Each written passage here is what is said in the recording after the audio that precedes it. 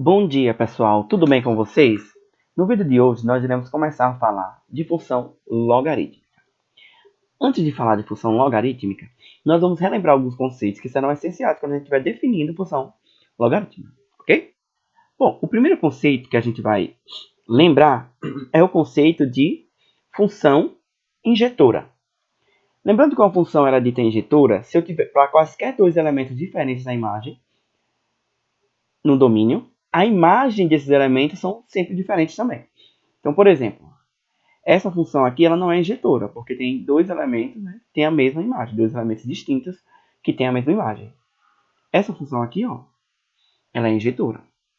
Graficamente, a gente pode fazer o teste da reta horizontal para verificar. Se eu passo qualquer reta horizontal e ela passar em dois pontos, pelo menos em algum caso, então ela não vai ser injetora, tá? Que vão ter duas alturas iguais para elementos diferentes no domínio. Aqui a conta positiva, que é uma definição equivalente, né? Uma função ela é injetora se eu tiver imagens iguais, os elementos do domínio têm que ser os mesmos, né? Beleza? E qual é a função sobrejetora? A função sobrejetora é quando o contradomínio é igual ao conjunto de imagem. Que normalmente a gente define uma função aqui ó, de um domínio no contradomínio.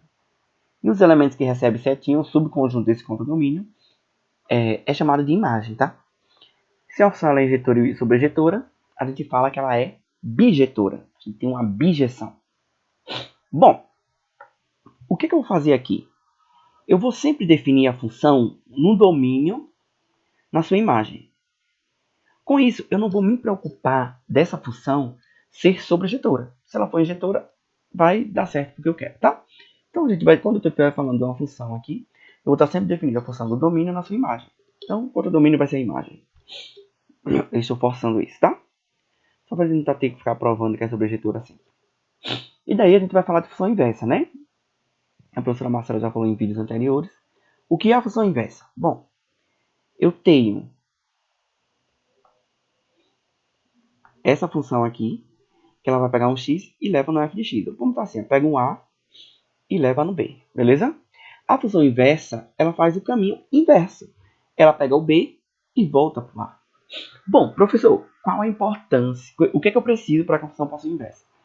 Para que a função possa ser inversa, f tem que ser bijetora. Como eu falei que eu vou definir sempre a função no domínio na sua imagem, basta que a função seja injetora para que eu possa definir uma função inversa, tá? Professor, qual a necessidade da função ser injetora para que eu consiga calcular a inversa de uma função? Bom, vamos lá. Olha só. Se a função não for injetora, ó, esse elemento for nesse e esse for nesse, quando eu fizer a volta, vai ter um elemento que está associado a duas imagens, então não é função. Então, por isso a importância da função ser injetora, né? Ela ser sobrejetora é que se não tiver um elemento aqui que não recebeu setinha, não vai ter imagem para ele na volta, tá? Lembrando que se eu compor a função com a sua inversa, eu volto para o mesmo lugar, né? Eu pego se eu aplicar a função e depois volto com a inversa, eu volto para o mesmo lugar. Então, relembrando, o que a gente tinha, né? A gente falou de função exponencial, tá? A função exponencial é uma função cuja variável está no expoente. Esse elemento aqui a gente chama de base, vocês lembram? E a base é sempre maior que zero e diferente de 1, ok? Essa função, ela tem domínio reais, mas a imagem dela é reais positivos, tá? Então, estou definindo essa função na sua imagem. Essa função ela é claramente injetora, né? Esse é o gráfico da função exponencial. Independente do valor de a, ele aqui é para a positiva, né? Ele sempre passa no ponto 0, 1, né? Todo mundo é diferente de 0, elevado a 0 é 1. E ele nunca toca o 0, né? Nunca toca o eixo do x, beleza? Bom, a gente tem como ficção que ela é injetora. E daí, se ela é injetora, eu estou definindo ela sobre a sua imagem, eu tenho uma bijeção aí. Com isso, eu consigo definir uma função inversa. Então, quem é essa inversa da função exponencial? É sobre ela que a gente vai falar um pouco hoje. Quem é essa inversa da função exponencial? E daí eu pergunto a vocês, né? Qual a necessidade de se definir uma função inversa para a função exponencial, tá? Qual a necessidade? Bom, um dos exemplos é isso aqui, ó. Como que eu resolvo essa equação exponencial? A gente colocava o 8 na base 2, que é 2 ao cubo. Como uma função exponencial é injetora, né? Duas imagens iguais implica que o x tem que ser igual a 3. No entanto, se eu for tentar fazer isso aqui, eu não consigo. Concordam? Então, o que é que eu tenho agora? Olha só. Antes, eu te dava um x igual a 2. Podia calcular 2 elevado a x, eu calculava 2 elevado a 2 e obtinha um y. Né? O y era o que eu queria saber. Agora é o contrário, tá? Eu estou te dando o y. Estou te dando o y, que é 7. Eu quero saber qual número eu coloco no lugar de x, de modo que 3 elevado a x seja 7. Então é o processo inverso que eu estou fazendo, tá? Eu estou te dando a imagem, quero saber o x de domínio. E eu não consigo nesse caso, né? Eu não consigo nesse caso deixar o 7 na mesma base 3. E daí por isso que a gente vai definir a função inversa para a função exponencial. Bom, então vamos lá, função logarítmica. A função exponencial, ela é injetora, tá? Objeção sobre a sua imagem. Então eu consigo definir uma função inversa para ela, né? Eu chamei de f aqui, tá? Mas eu vou chamar ela de só de y mesmo, tá? Eu tenho esse y, que é essa função, a função log de x na base a maior que zero é diferente de 1. E ela tem domínio reais positivos e imagem reais. Por quê? Porque o domínio da exponencial, se vocês forem ver, ó, é reais e a imagem reais positivos. A inversa dessa função, ela tem domínio como sendo a imagem, né, da função exponencial, e imagem como sendo domínio, tá? Então faz sentido isso aqui que a gente falou. Agora, o que é esse log, né? O que é esse inverso? Bom, a definição é o seguinte. Log de x na base a vai ser um número y, se somente se a elevado a y é igual a x. Tá, ok? Então, para achar esse y, eu tenho que resolver essa equação exponencial. Lembrando que esse a, esse a é proveniente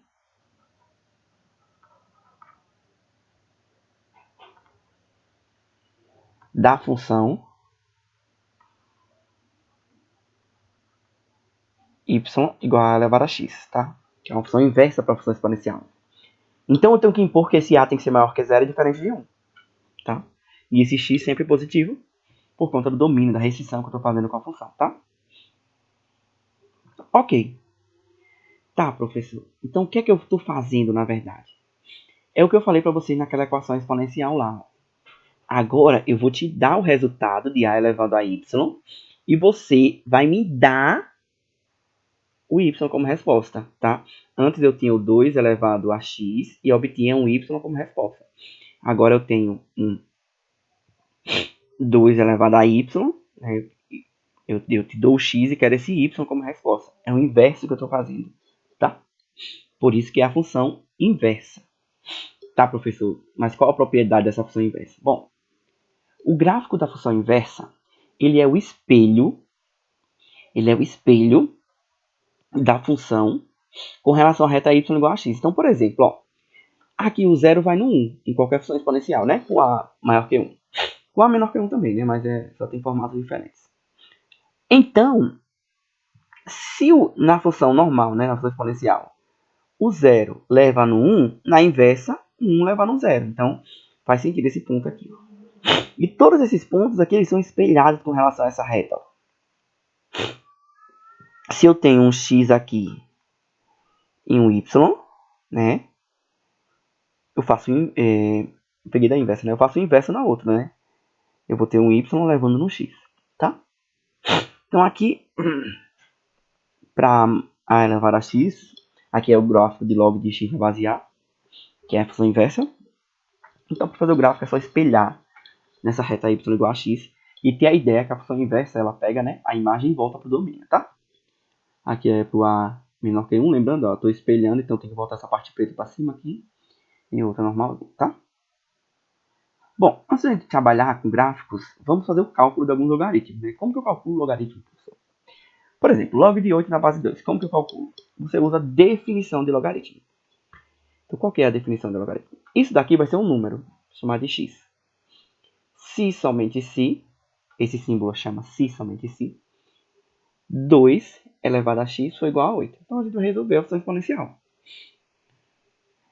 2 elevado a x igual a 2 elevado a 3. Se somente se, x é igual a 3.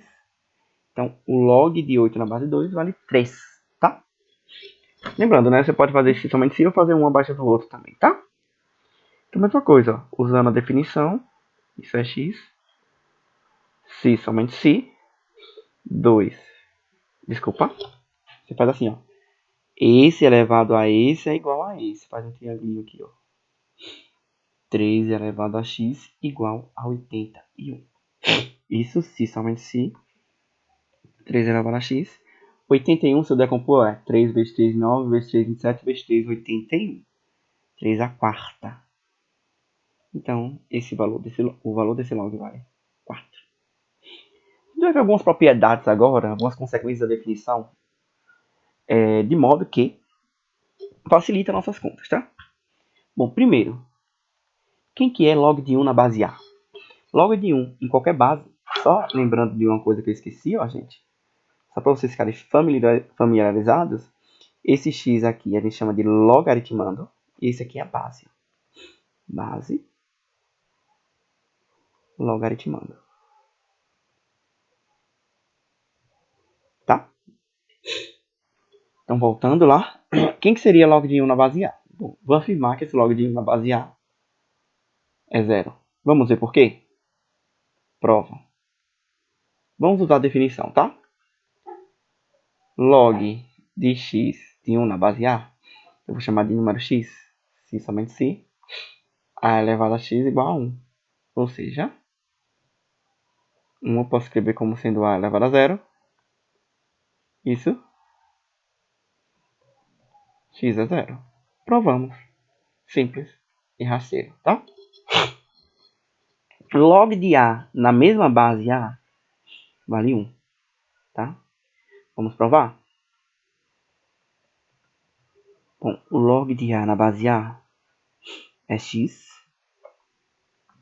Se somente se, a elevado a x igual a A. Se somente se, A aqui é a mesma coisa de A elevado a 1, né?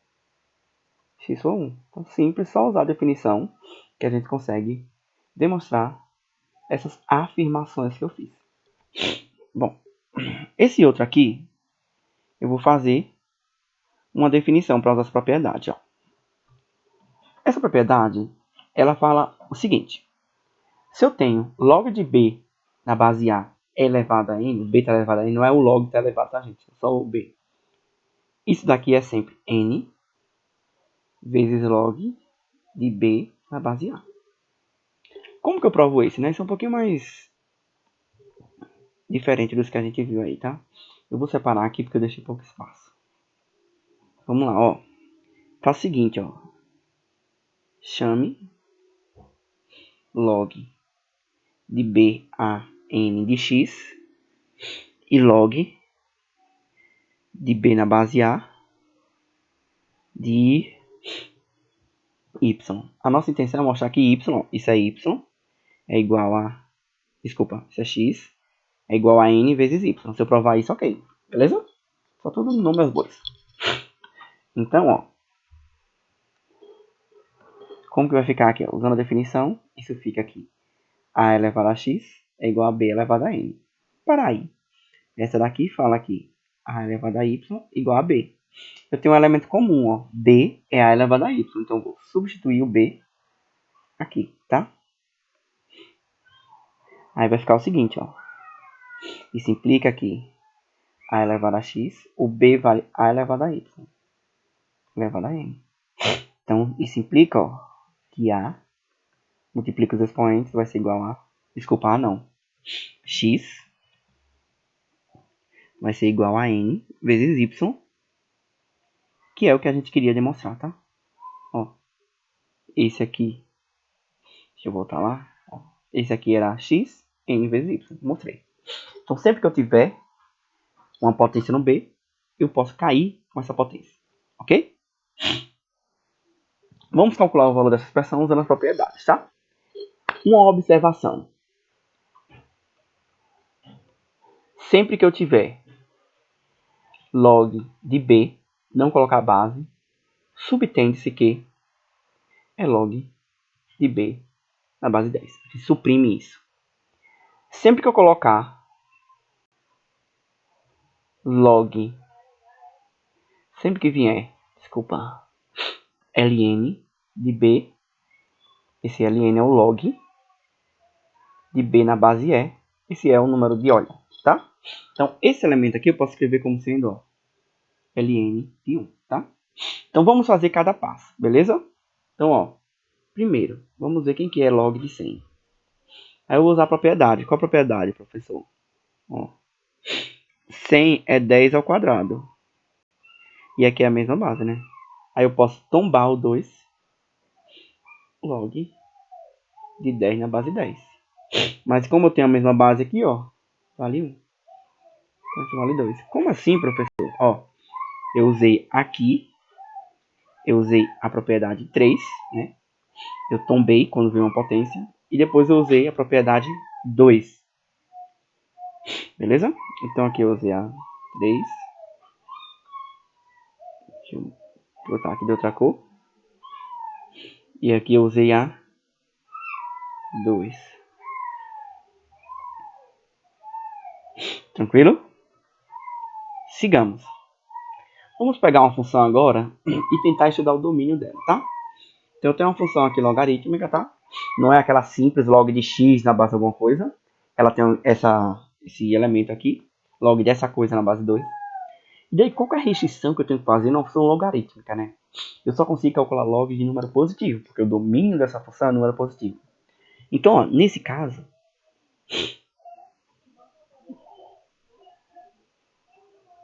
temos que impor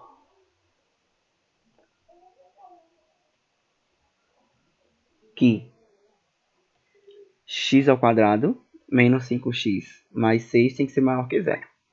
Aqui não tem problema, porque a base já é maior que 0 diferente de 1. Caso não fosse, a gente teria que impor isso também, tá? Então, ó, aqui é uma inequação de grau 2. Como que eu resolvo, né? E igual a 0. Encontro as raízes. As raízes são 2 e 3, fazendo um produto, tá? E eu faço o estudo do sinal, né? Eu tenho que uma parábola de concavidade voltada para cima, tocando em dois pontos, 2 e 3. Fora sinal de A, que é positivo, tem que sinal contrário da A. Eu quero só maior que 0, então é aberto aqui nos positivos. Então, ó, assim,